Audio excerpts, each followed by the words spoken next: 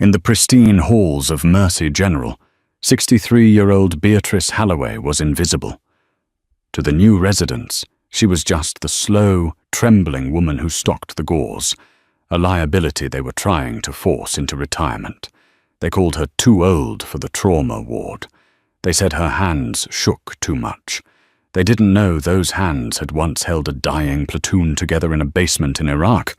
They didn't know why she flinched at the sound of a helicopter, and they certainly didn't expect a decorated 4-star general to land on the hospital roof, storm into the ER, and salute the janitor, calling her by a name that didn't exist in HR files, the surgeon of Fallujah. Beatrice Halloway checked the inventory list on her clipboard for the 3rd time, her glasses sliding down the bridge of her nose. The fluorescent lights of St. Jude's Trauma Center hummed with a frequency that seemed to burrow right into her skull. "Beatrice, move. You're blocking the crash cart." The voice was sharp, clipped, and devoid of patience. It belonged to Dr. Aris Pendergast, the 32-year-old chief resident, who wore his stethoscope like a chain of office. He brushed past her, his shoulder checking hers just hard enough to send her pen clattering to the floor. "Sorry, doctor," Beatrice murmured, stooping to pick it up. Her knees popped audibly. "We need speed in this unit, Beatrice, not apologies," Pendergast snapped, not looking back as he typed furiously into a tablet. "I've already spoken to administration. If you can't keep up with the rotation during a standard Tuesday, I shudder to think what you'll do if we have a mass casualty. Maybe it's time to look at the hospice wing. Or the gift shop." A ripple of snickers went through the cluster of young interns standing by the nurses' station. They looked at Beatrice with a mixture of pity and annoyance.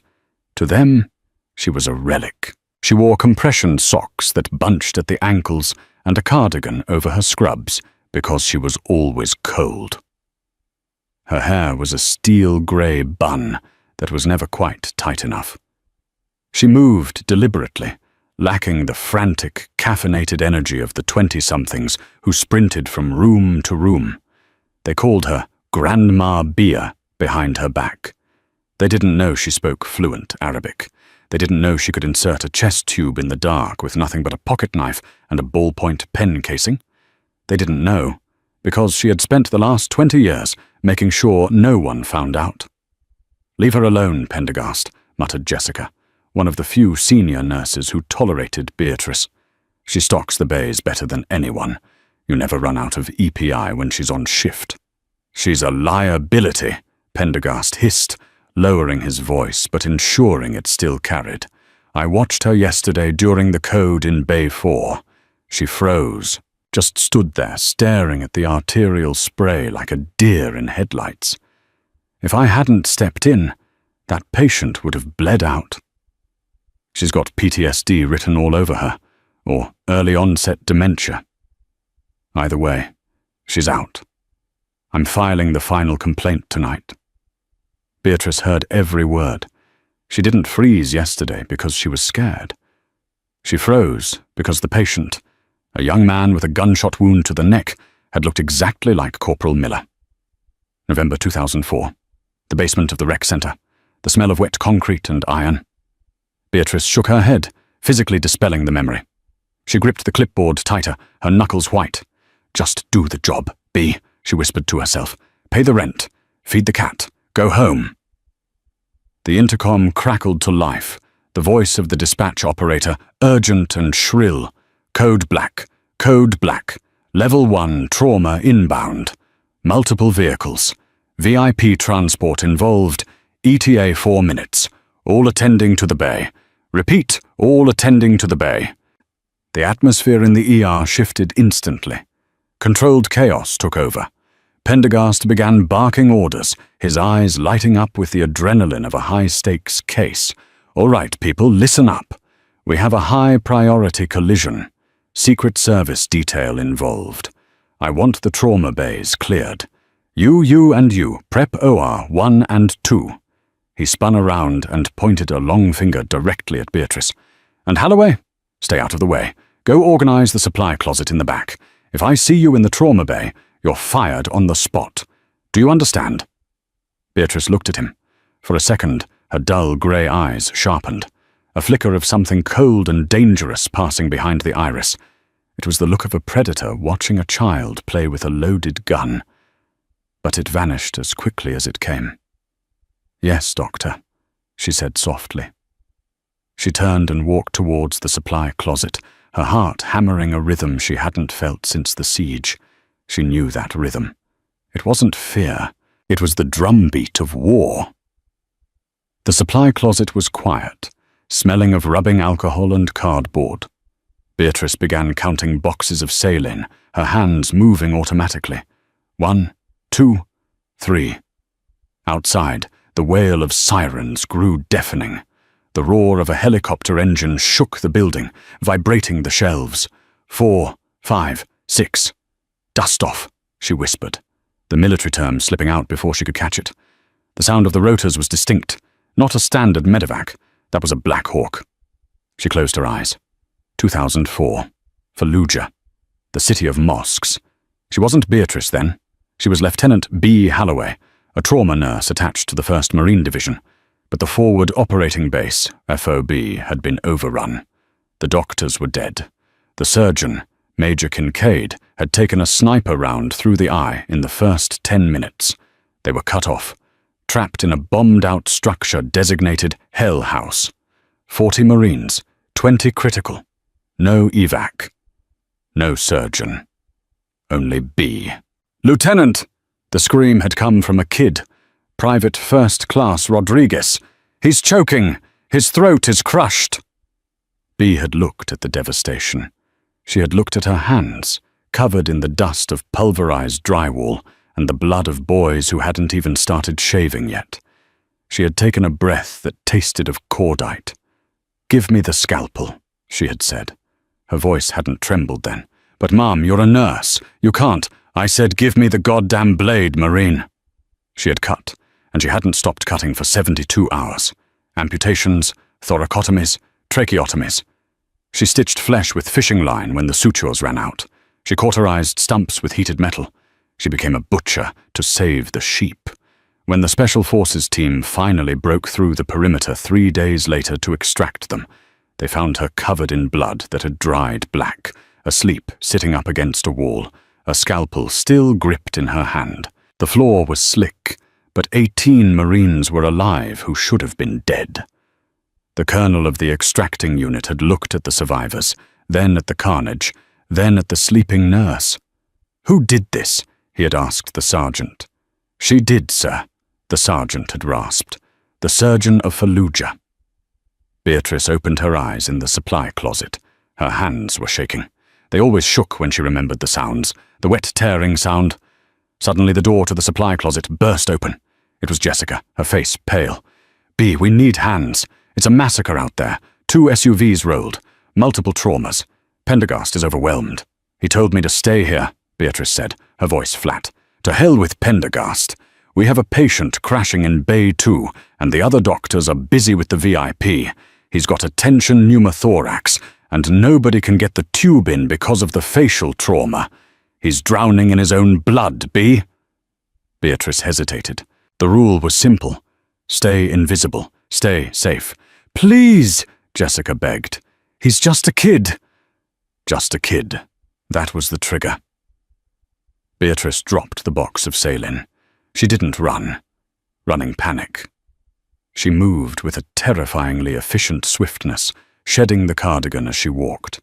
She snapped a pair of gloves from the wall dispenser without breaking stride. When she entered the trauma bay, it was pandemonium. Pendergast was screaming at a nurse in Bay 1, where a man in a suit lay groaning. But in Bay 2, a young man, a driver, judging by the uniform, was thrashing, his face a ruin of glass and blood, his chest heaving uselessly. 2 interns were trying to restrain him. "His stats are dropping. 70 over 40. O2 sat is 60. Beatrice stepped up to the table. She didn't look at the monitors. She looked at the patient. She saw the deviation of the trachea. She saw the distended neck veins. "Scalpel," she said. It wasn't a question. The intern blinked. "What? You can't—" "Scalpel. 10 blade. Now." Her voice dropped an octave, cutting through the noise like a whip. It was the voice of the lieutenant. The intern, terrified, handed it to her. Beatrice didn't hesitate. She palpated the ribs, found the intercostal space, and sliced. A hiss of escaping air whistled out, followed by a spray of blood. The patient gasped, a ragged, beautiful sound of air filling a collapsed lung. "Chest tube," she commanded. She grabbed the tube, inserted it with a brutal, practiced shove, and secured it. The monitors began to beep a rising tone. 80%, 85%, 90%. Silence fell over Bay 2. "What the hell do you think you're doing?" Pendergast was standing there. He had left the VIP to investigate the silence.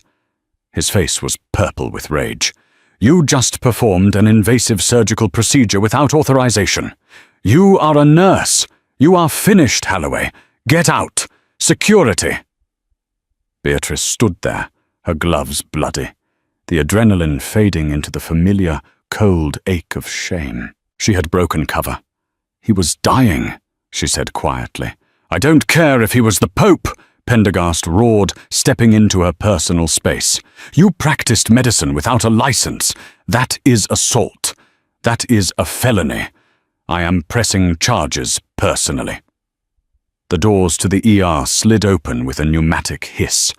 "I wouldn't do that if I were you, son." The voice was gravel and old bourbon. It commanded attention not by volume, but by weight. Every head turned. Standing in the entrance were 4 men in black tactical gear, flanking an older man in a crisp army service uniform. 4 stars on his shoulder. A chest full of ribbons that looked like a fruit salad made of heroism. He leaned on a cane, but he stood like a mountain. General Thomas Bulldog Rower, former chairman of the Joint Chiefs. Legend. Pendergast's jaw dropped. He stammered, smoothing his scrubs. "General Rower, sir, we are taking care of your detail. The VIP is stable. I was just dealing with a rogue employee." General Rower didn't even look at Pendergast. His steel blue eyes were fixed on the small, grey-haired woman standing by the crash cart, her hands dripping with blood. The general began to walk. The sound of his cane hitting the linoleum was the only sound in the room. Click, step, click, step. He walked past the doctors. He walked past the awe-struck residents. He stopped 3 feet from Beatrice. Beatrice looked down at her shoes. She wanted the floor to swallow her. She hadn't seen Tom Rower in 20 years, not since she loaded him onto a chopper with his leg hanging by a thread. "I've been looking for you for a long time, Lieutenant," Rower said softly. Pendergast laughed nervously. "Sir, I think there's a mistake. This is Beatrice. She's just a geriatric nurse. We were just about to have her arrested for—" "Shut up," Rower said. He didn't shout. He just stated it as a fact of nature. Pendergast clicked his mouth shut. Rower looked at Beatrice. Slowly, painfully, the old general let go of his cane. It clattered to the floor. He straightened his back, ignoring the agony in his hip, and raised a trembling hand to his brow. A perfect, sharp salute. "General, please," Beatrice whispered, tears leaking from her eyes. "Don't." 10 men in my unit made it home to their wives. "Because of you," Rower said, his voice thickening with emotion. He lowered his hand but didn't look away. "Gentlemen," he addressed the room, his voice booming now, "you might know her as the woman who stocks your shelves. But in the sandbox, the Marines called her something else." He looked Pendergast dead in the eye. "You are standing in the presence of the surgeon of Fallujah. And you will show her some goddamn respect." The silence in the trauma bay was heavy, suffocating. But for Beatrice, the pristine white tiles of St. Jude's were dissolving.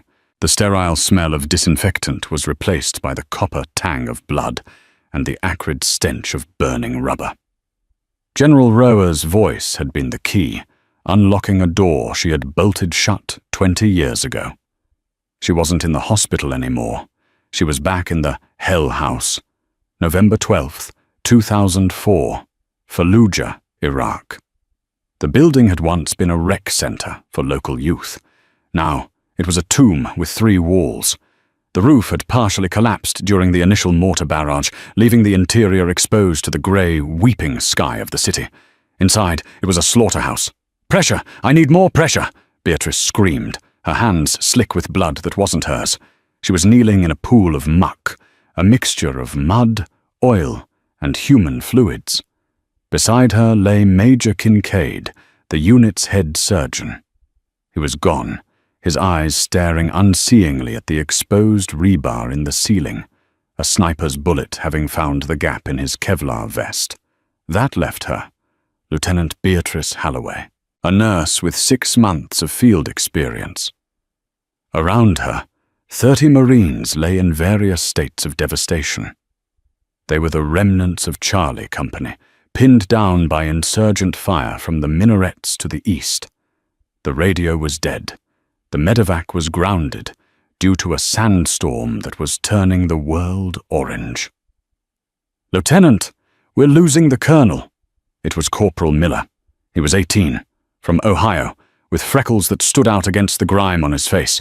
He was dragging a heavy body across the debris-strewn floor. Beatrice scrambled over on her hands and knees. The man they were dragging was a giant, Colonel Thomas Rower. A mortar round had landed 5 feet from him. His right leg was a ruin. The femur was shattered, the artery compromised, the flesh flayed open from hip to knee. Rower was conscious, but barely. His face was grey. He looked at Beatrice, his eyes glazing over. "Leave me, Lieutenant," he rasped, blood bubbling at the corner of his mouth. "Triage protocols, save the ones who can fight." "Shut up, sir," Beatrice snapped. She ripped open her medical kit. It was pitifully empty. 2 syrettes of morphine, 1 roll of gauze, no clamps, no sutures. "Miller, give me your belt," she ordered. "Ma'am, the belt, now!" She took the heavy canvas web belt and cranked it around Rower's thigh, creating a makeshift tourniquet. The bleeding slowed, but the leg was a mangled mess of dead tissue. Gangrene would set in within hours in this filth. If she didn't clean it, stabilize the bone, and close the wound, he would die of sepsis before the storm cleared. But she had no surgeon. She had no operating theatre. She had a pocket knife and a bottle of vodka Miller had looted from an abandoned hotel. Beatrice looked at the colonel's leg. She looked at the dead surgeon. "You can't do this," a voice whispered in her head. "You're a nurse. You administer meds. You change dressings. You don't reconstruct limbs."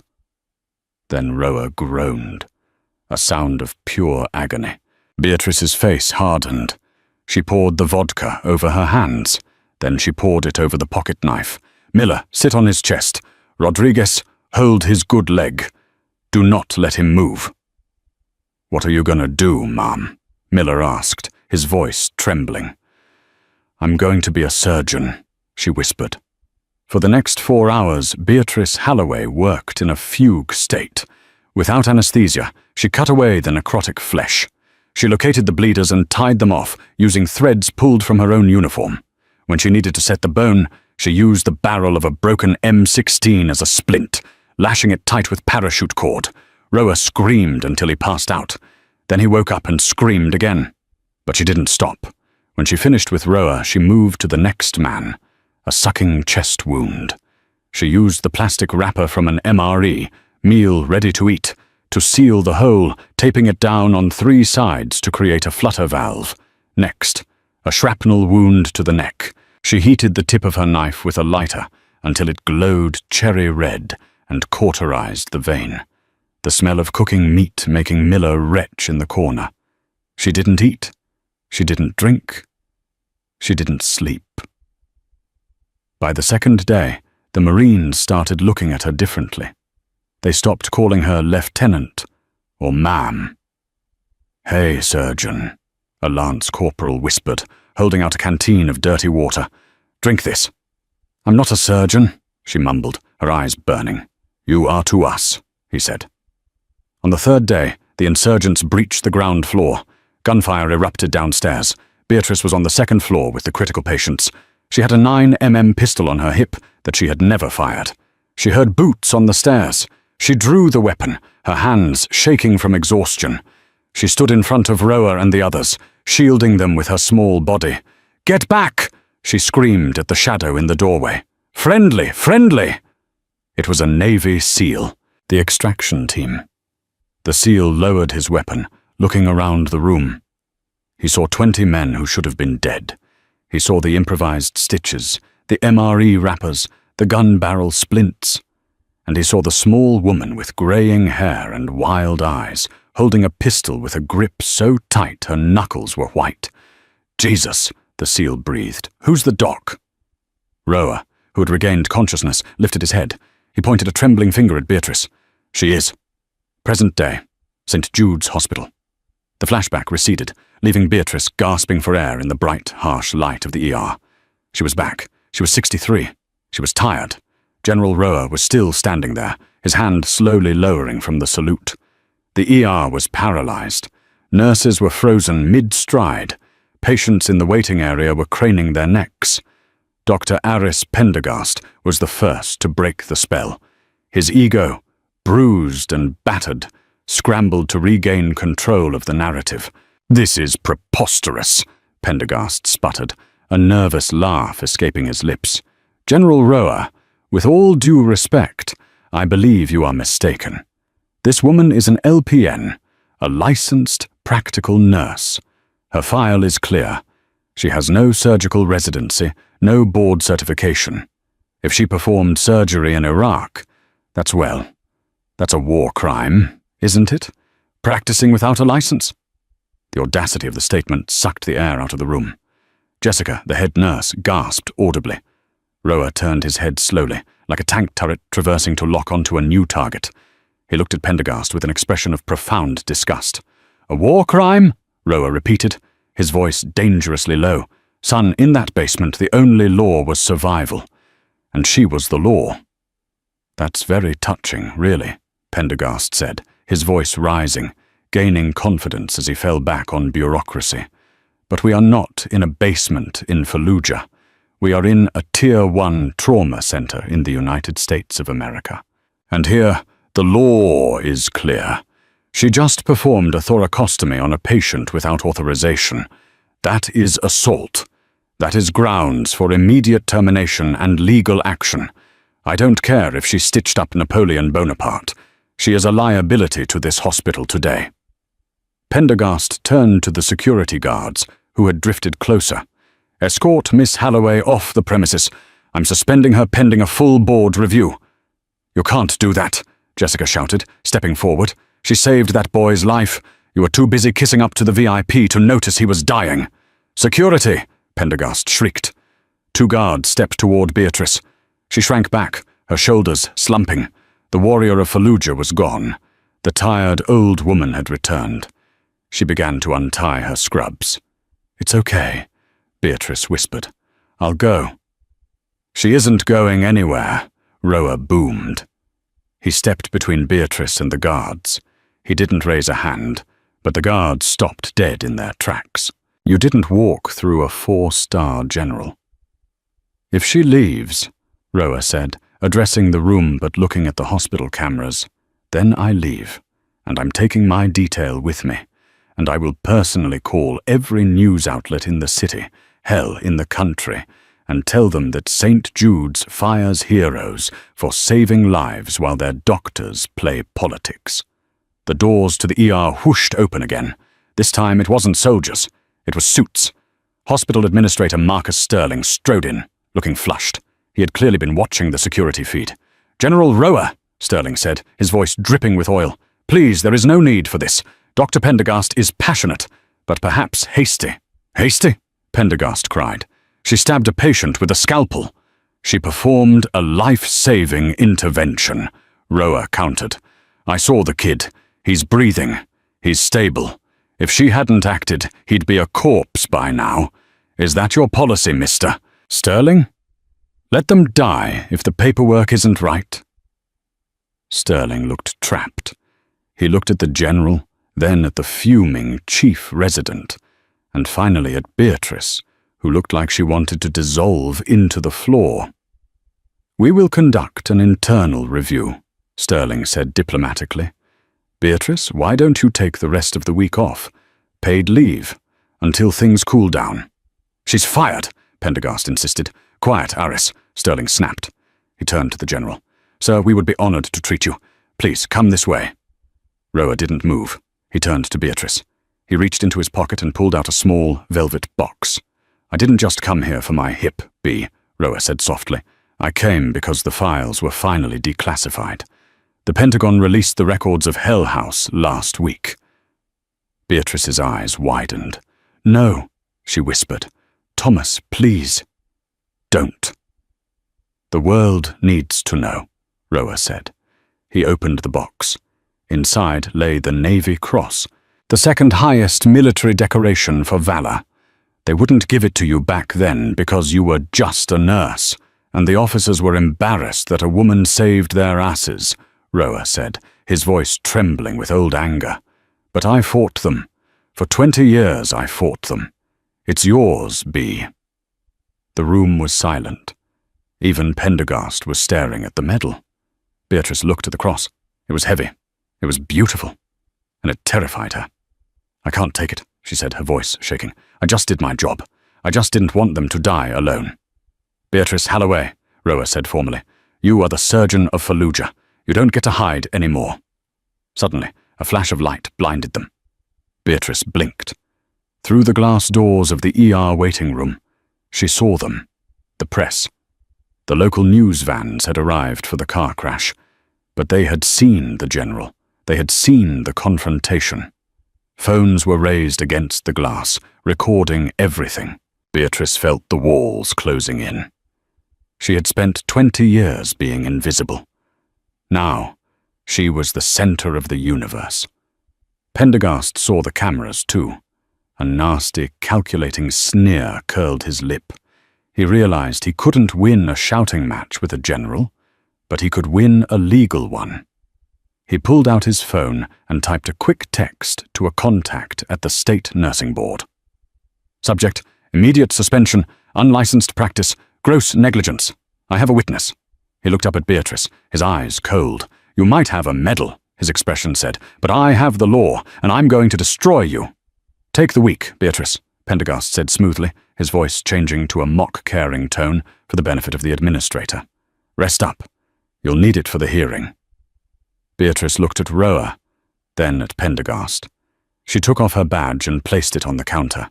"I'm not coming back," she said.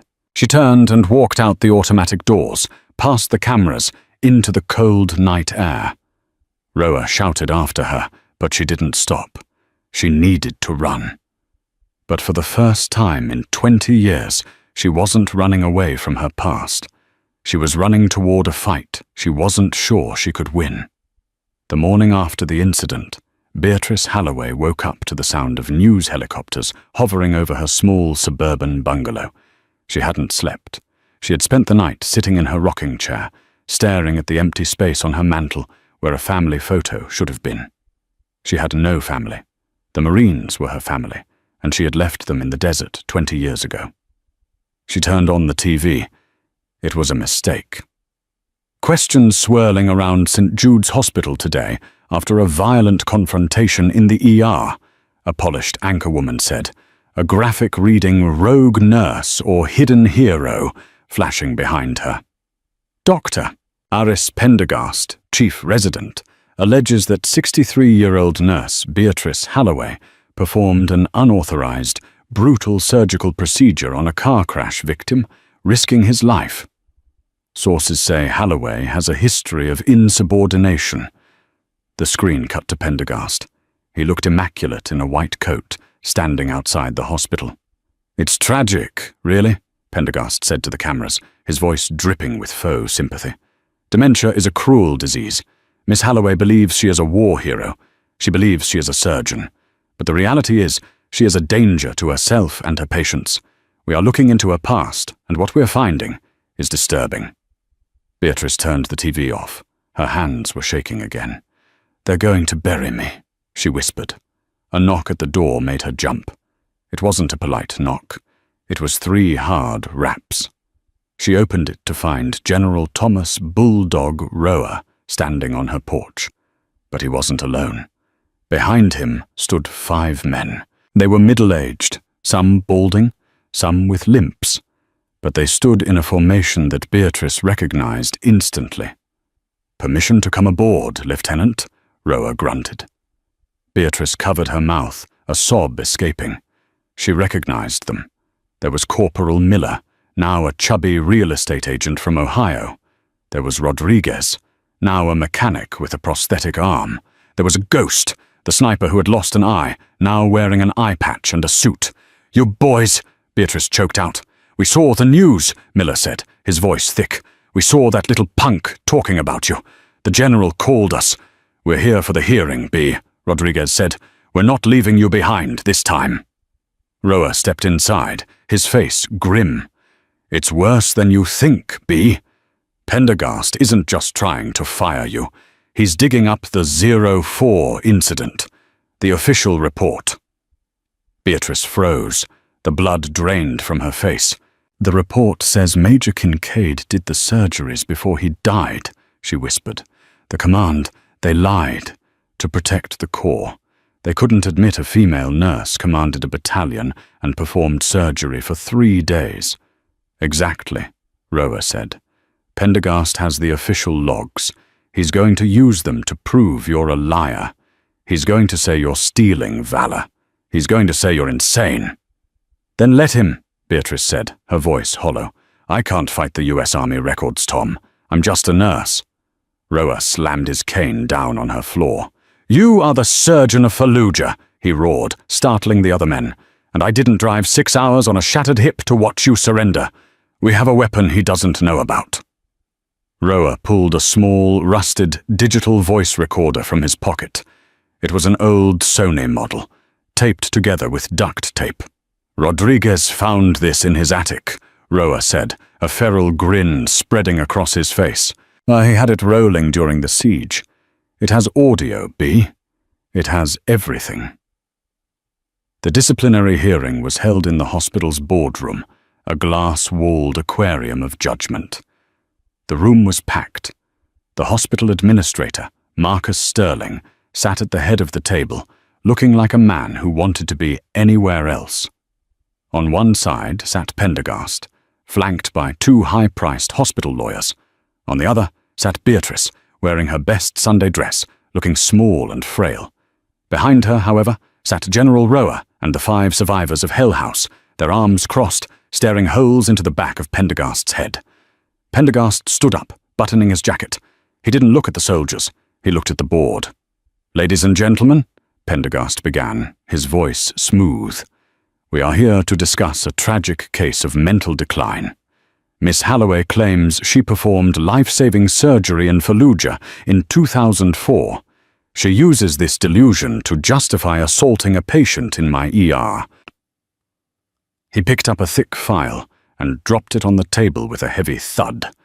"This is the official declassified after-action report for the incident at the rec center," Pendergast said, tapping the file.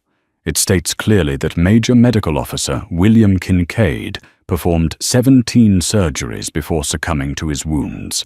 It states that Lieutenant Holloway merely assisted with hydration and bandage replacement." Pendergast looked at Beatrice with a sneer. "Assisted with hydration. You changed water bottles, Beatrice. You didn't save anyone." A murmur went through the room. The board members looked at Beatrice with pity. "Furthermore," Pendergast continued, his eyes gleaming with a strange, personal intensity, "I have a personal interest in this. You see, Major William Kincaid was my father." The room gasped.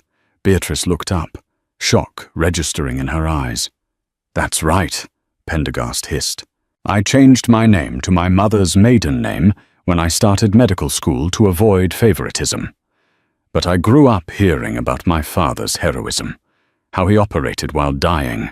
And now, this nurse dares to steal his legacy, dares to claim she did his work." He pointed a shaking finger at her. "You are a liar, Miss Holloway. You are a fraud, and you have disgraced the memory of a great man." The silence was absolute. It was a devastating blow. Pendergast wasn't just a bureaucrat. He was a grieving son defending his father. The narrative had flipped. Beatrice was the villain. Administrator Sterling looked at Beatrice. "Miss Holloway, do you have anything to say?" Beatrice stood up. Her knees shook, but she didn't hold the table for support. She looked at Pendergast, really looked at him, and saw the pain behind his arrogance. "Your father," Beatrice said softly, "was a good man, Aris. He was kind. He let me suture small wounds when the other doctors told me to stick to bedpans." "Don't you talk about him," Pendergast snapped.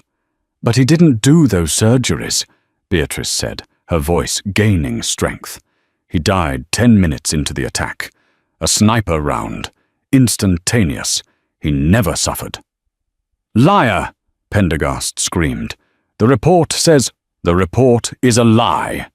General Roa's voice boomed from the back of the room. He stood up, knocking his chair over. "The command wrote that report because they couldn't handle the truth.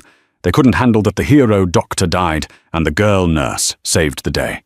"This is hearsay," Pendergast's lawyer shouted.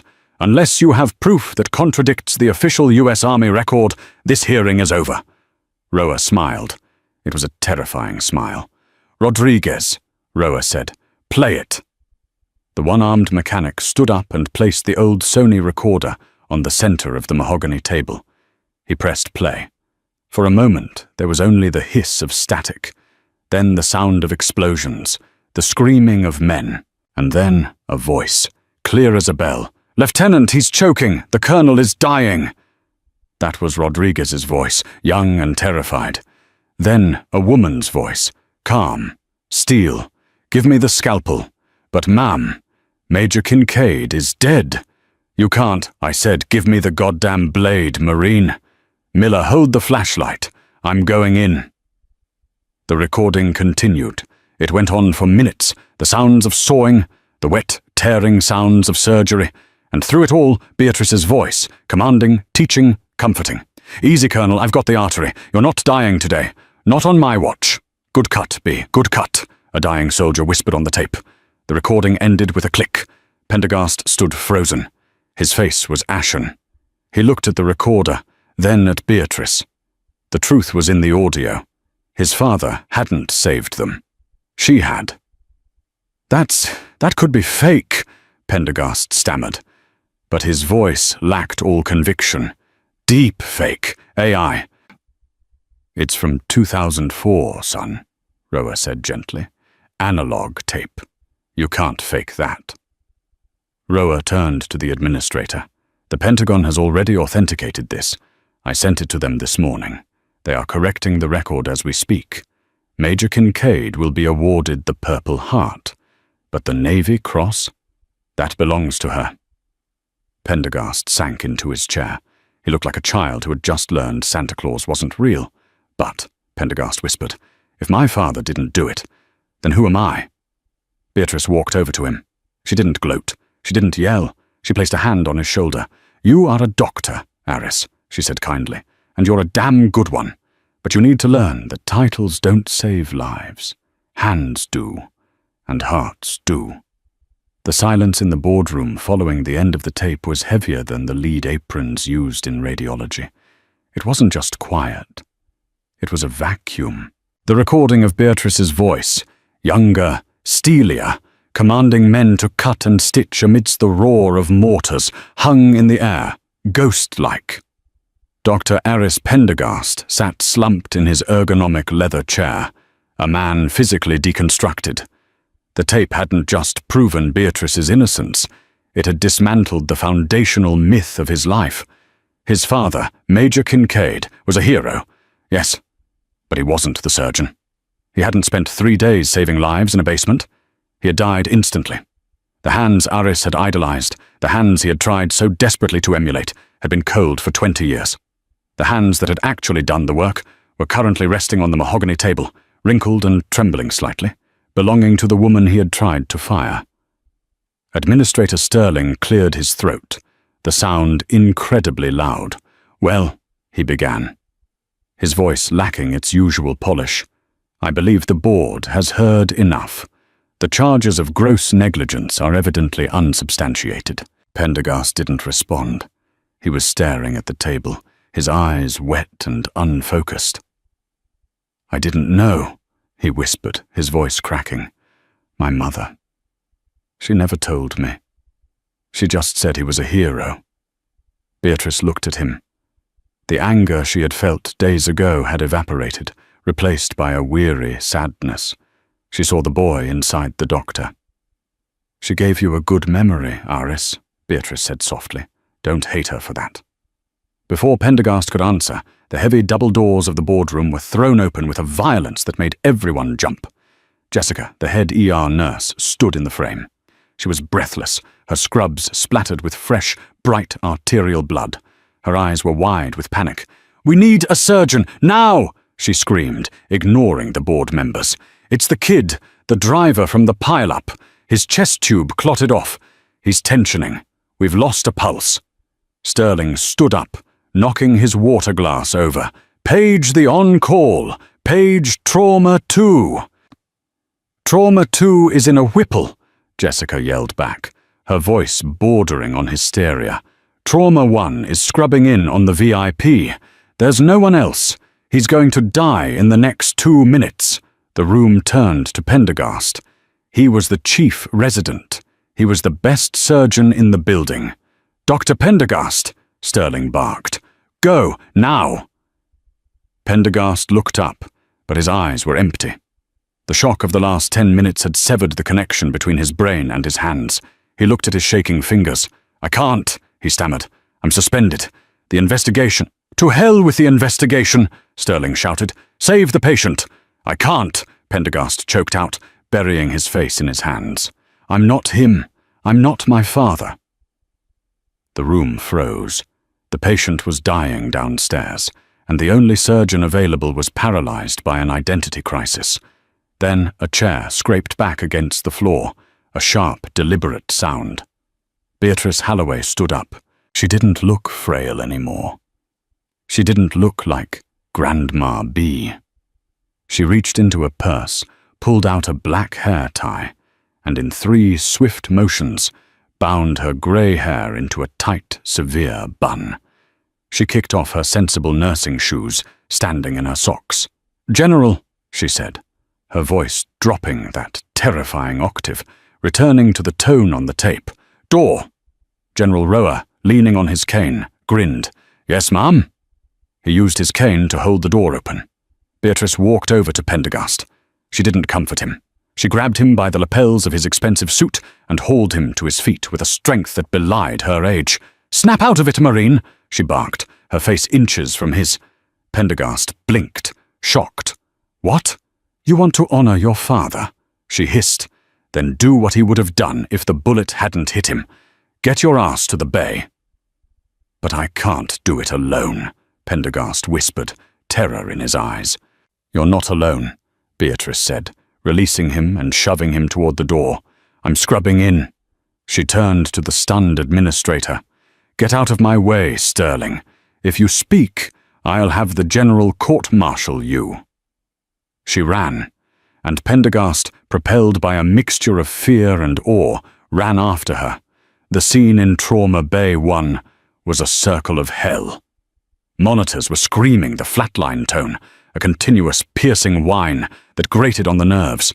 The young driver lay on the table, his chest distended, his face turning a deep, bruised purple. Nurses were taking turns doing compressions, but it was useless against the pressure building in his chest. "Move!" Beatrice shouted as she burst through the doors. The team parted like the Red Sea. They expected Pendergast to take the lead, but it was Beatrice who stepped up to the table. She didn't wait for a gown. She snapped on sterile gloves with a sharp thwack. "Scalpel!" she ordered. She didn't look to see if they obeyed. She knew they would. A nurse slapped the handle into her palm. "Pendergast, get opposite me," she commanded. "We need to reopen the thoracostomy and clamp the bleeder. He's drowning in his own blood." Pendergast stood frozen at the foot of the bed, staring at the monitor. "Asystole. Dr. Pendergast," Beatrice shouted, using his full title. "I need hands, now!" Her voice cut through his paralysis. It was the voice of authority. He scrambled to the side of the bed, grabbing a retractor. "Make the incision," Pendergast said, his voice trembling. "Already done," Beatrice said calmly. She had sliced through the previous sutures in one fluid motion. Blood welled up, dark and angry. "Spread the ribs, Wider! Don't be gentle, Aris. He's dying!" Pendergast cranked the retractor. There was a sickening crack of cartilage, but the chest cavity opened. "I can't see the source!" Pendergast panicked, looking into the mess of blood and tissue. "There's too much blood. Suction," Beatrice ordered the nurse, then looked at Pendergast. "Look with your fingers, not your eyes.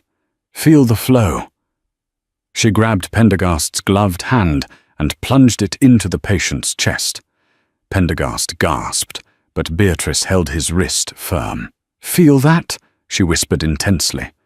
"Posterior aspect. Intercostal artery. It's pulsing against your finger." Pendergast's eyes widened. He felt it. A hot, rhythmic jet of blood. "I feel it."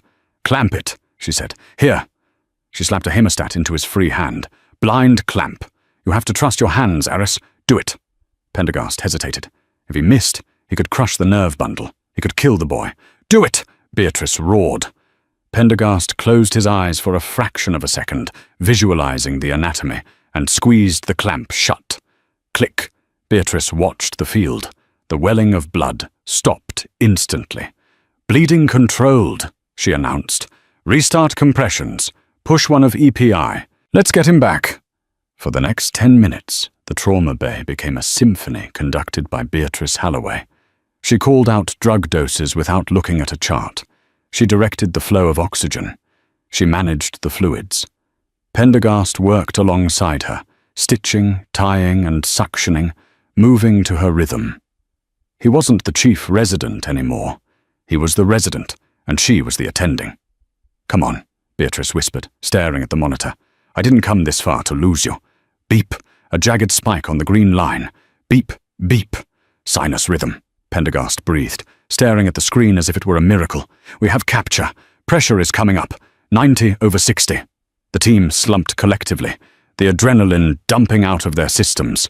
Beatrice peeled off her blood-soaked gloves and dropped them into the biohazard bin. Her hands were steady. She turned to leave, but Pendergast caught her arm. The room went silent. The nurses, the interns, even the administrator who had crept into the back. They all watched. Pendergast looked at the woman he had called a liability. He saw the sweat on her brow, the blood on her arms, and the fierce intelligence in her eyes. He slowly unhooked his badge, the one that said Chief Resident, and held it in his hand. "You were right," Pendergast said, his voice thick with emotion, "about everything." "Aris, no," he interrupted. "My father didn't save those men. You did, and you just saved this boy. And you saved me." He looked around the room, ensuring everyone heard him. "Write up the op note," he told the charge nurse. "Primary surgeon, Halloway. Assistant, Pendergast." He looked back at her and straightened his posture, not as a superior, but as an equal. "Thank you, surgeon." 3 months later, the autumn wind swirled leaves around the entrance of St. Jude's Hospital. A small crowd had gathered by the East Wing entrance for a ceremony. Administrator Sterling, looking humbled, stood at a podium. "We often look for heroes in the headlines," he said into the microphone.